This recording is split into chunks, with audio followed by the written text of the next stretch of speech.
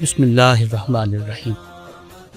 لوح ہستی پر کچھ نام حرف سادہ کی طرح ثبت نہیں ہوتے، بلکہ وہ تقدیس زہد اور طہارت باطل کا وہ استعارہ ہوتے ہیں جن کے تذکرے سے کرتاس و قلم کی حرمت دو چند ہو جاتی۔ ایک ایسی ہی برگزیدہ ہستی پیکر تسلیب و رضا اور مستجاب الدعوات مادر گرامی کا ذکر جمیل مقصود ہے، جن کی جبین نیاز سجدہ ہائے سحر سے منور اور جن کی ہر سانس خوشبو درود سے معطر رہا۔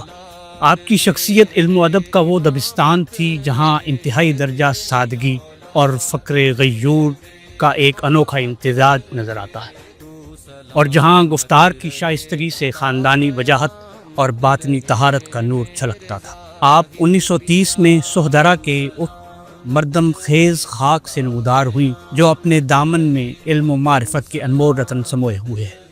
آپ کا وجود مسعود ایک ایسی درسگاہ تھا جہاں وفا شعاری اور عفت معابی کے سبق ازبر کرائے جاتے تھے۔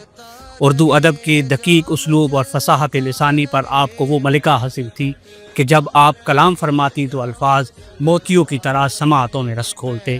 اولاد کی تربیت کے باب میں آپ کا مرتبہ اس قدر رفیع تھا، آپ نے صنف نازک ہونے کے باوجود بصیرت افروز مصلح کا کردار ادا کیا۔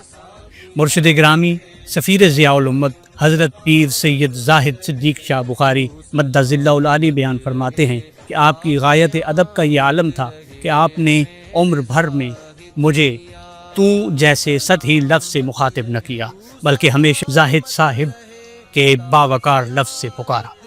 جب قبلہ پیر صاحب نے اپنے غیر معمولی رعایت ادب سے سوال کیا، آپ نے اپنے ماموں جان امیر الدین کی وہ دور رس نصیحت سنائی جو دراصل ولایت باطنہ کا نچوڑ تھی۔ بیٹا، جو والدین اپنی اولاد کو احترام کی قبا پہناتے ہیں، وہی اولاد زمانے کی نظروں میں معتبر ٹھہرتی ہے اور اپنے اسلاف کی عظمت کی پاسباں بنتی ہے۔ آپ کی علم دوستی اور روحانی فکر مندی کا اندازہ مکتوب سے لگایا جا سکتا ہے جو آپ نے اپنے فرزند کو ان کے دور تدریس میں تحریر فرمایا۔ اس خط کے ایک ایک لفظ سے علم دوستی کی خوشبو آتی ہے۔ آپ نے تحریر فرمایا، آنکھوں سے دور دل کے قریب پیارے زاہد خوش رہو، بہت بہت دعاؤں کے بعد واضح ہو کہ یہاں خیریت ہے۔ آپ کی خیریت آپ کے محبت نامے سے موصول ہوئی، ہزار ہزار شکر ہے کہ آپ خیریت سے ہیں۔ اللہ کریم آپ کو اپنے دلی مقصد میں کامیاب کرے، آمین ثم آمین۔ ہر وقت کی دلی دعا ہے، اپنے بہن بھائیوں کے لیے بھی دعا کرتے رہا کرو کہ اللہ ان کو بھی نیک ہدایت دے اور نماز کی طاقت عطا فرمائے۔ میں آپ کی محبت کی بھی خدا سے دعا کرتی رہوں۔ سب سے درجہ بدرجہ سلام و دعا گو والدہ۔ ایک ماں کا اپنے جوان سال بیٹے کو خط لکھتے ہوئے نماز کی طاقت کی دعا دینا اور اسے دیگر بہن بھائیوں کے لیے دعا کی تلقین کرنا اس کے راسخ العقیدہ ہونے اور بلند علمی مرتبے کی روشن دلیل ہے۔ یہ الفاظ محض سیاہی سے نہیں بلکہ قلبی طرب اور باطنی نور سے لکھے گئے، جو ثابت کرتے ہیں کہ آپ محض رشتوں کی پاسداری نہیں بلکہ نسلوں کی روحانی آبیاری پر معمور تھی۔ آپ کی شخصیت محض ظاہری علم تک محدود نہ تھی، بلکہ آپ وہ صاحب کشف ولیہ تھی جن کی نگاہ دور رس مستقبل کے پردوں میں چھپے اسرار کا مشاہدہ کر رہی تھی۔ ایام علالت میں جب مرشد کریم سرد راتوں کی ٹھٹرتی تنہائیوں میں آپ کی چارپائی کے پاس انگیٹھی رکھ کر تپش کا سامان کرتے تو دراصل وہ ایک مستجاب دعا کا مقدمہ تیار کر رہے تھے۔ وقت سے رخصت جب آپ نے اپنی کوتاہیوں کی معافی چاہی تو اس صاحب بصیرت ماں نے وہ تاریخی کلمات ادا کیے جو آج حقیقت کا پیرہن اوڑھ چکے ہیں۔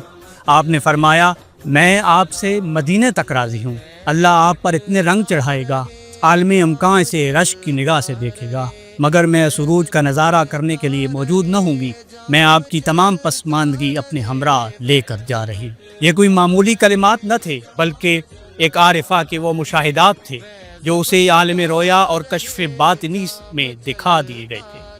آپ کو ادراک تھا کہ جس فرزند نے میری خدمت میں راتیں جاگ کر بسر کی ہیں، قدرت اس کے علم و عرفان سے ایک جہاں کو منور کرے گی۔ اس دعائے مادری پر قبولیت کی مہر اس وقت لگی جب آپ کے چہلم کے موقع پر حضور ضیاء الامت حضرت جسٹس پیر محمد کرم شاہ الازہری رحمۃ اللہ علیہ نے صبغۃ اللہ کو اپنا موضوع سخن بنایا۔ ایک طرف ماں کی قلبی پکار تھی، دوسری طرف مرشد کامل کا فیض نظر۔ ان دو روحانی سمندروں کے ملاپ نے وہ رنگ چڑھایا کہ آج وہ مقام جو کبھی بیاباں تھا، علم و معرفت کا مرکز بن کر پوری دنیا کو سیراب کر رہا ہے۔ سفر آخرت کی آخری گھڑیوں میں جب جان دینے کا وقت تھا تو آپ کا قلب و لسان ذکر حبیب سے لبریز تھا۔ آپ نے نہایت بلند آہنگی سے کلمہ طیبہ کا ورد کر کے وہاں موجود تمام لواحقین کو اپنی حقانیت کا گواہ بنایا اور جان آفریں کے سپرد کر دی۔ مجھے شدت بیماری کی ہے، موت کی نہیں۔ اس اطمینان قلب کا مظہر تھا جو صرف ان نفوس کو نصیب ہوتا ہے جن کا جینا اور مرنا محض اللہ اور اس کے رسول کی رضا کے لیے ہو۔ آج مرشد کریم کی مسند سے جو فیض جاری ہے وہ دراصل اسی عظیم ماں کی خاموش دعاؤں اور ان کی ولایت باطنہ کا ثمر ہے۔ وہ عظیم بانو اسلام جس کی زیست کا ایک ایک ورق تسلیم و رضا کے حرف معتبر سے مزین تھا، آج وہ ہم سب کے لیے مشعل راہ ہیں۔ ایسی مائیں جو اپنے بطن سے آفتاب ولایت کو جنم دیتی ہیں، وہ دراصل اس کائنات کا حسن اور ملت کا سرمایہ افتخار ہوتی ہیں۔ ان کی دعائیں محض لفظی تکرار نہیں بلکہ رب ذوالجلال کی بارگاہ میں وہ مقبول عرضیاں ہیں جو تقدیر کے فیصلوں کو بدلنے کی قوت رکھتی ہیں۔ آج ہم اس فیض جاریہ کے سائے میں جو علم و عرفاں کی بہاریں دیکھ رہے ہیں، یہ دراصل اسی ولی کاملہ کی سحر خیزیوں، نیم شبی کے آنسوؤں اور اخلاص نیت کا ثمر شیریں ہے۔ اللہ کریم کی بارگاہ میں التجا ہے کہ وہ اس پیکر زہد و تقویٰ کے درجات عالیہ کو مزید بلند فرمائے، ان کی تربت اطہر کو انوار الہی سے لبریز کرے اور انہیں اپنے جوار رحمت میں مقربین کا قرب عطا فرمائے۔ مولا کریم ان کی چھوڑی ہوئی اس عظیم اور روحانی میراث کو تا قیامت قائم و دائم رکھے اور ہمیں ان کے نقش قدم پر چلتے ہوئے ادب، خدمت اور اخلاص کو اپنا شعار بنانے کی توفیق